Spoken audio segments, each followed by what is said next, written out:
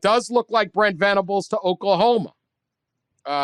He emerged very early. He's going to leave the safety of. I think he was making $2.5 million coaching as a defensive coordinator at Clemson. Could have been the Auburn coach last year. This is the one he's going to take. It looks like.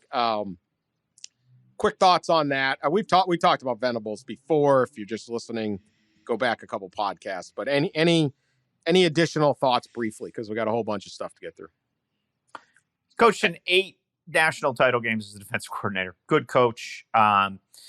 Levy is supposed to go with him if he takes the job as the OC. That'll sort of keep Oklahoma's high-end offensive identity going there.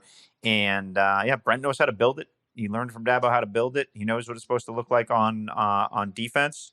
Be interesting to see if he brings his sign stealers with him because that's always been part of the Clemson lore a little bit. But Brent Venables is an excellent football coach who, there'll be an adjustment to him to be a head coach because he is such a ball guy.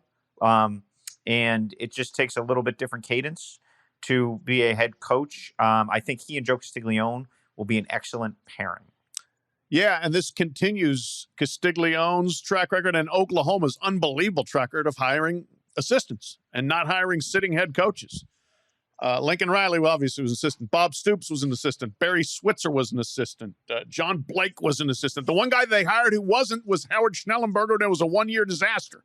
It was 5-5-1, and they ran him out. So, it's like you see some programs, or a lot of most programs, like we got to have a proven head coach. Well, it's worked the other way awfully well at Oklahoma. Now, not everybody has the advantages and the intrinsic support that Oklahoma does. Anyway, look, Venables is, to Pete's point, I think is a very good one. He is a ball coach. He's an X and O, dark room, scheme it up, get on the sidelines, and coach him up in practice, all that stuff. But yes, can he lead the whole program?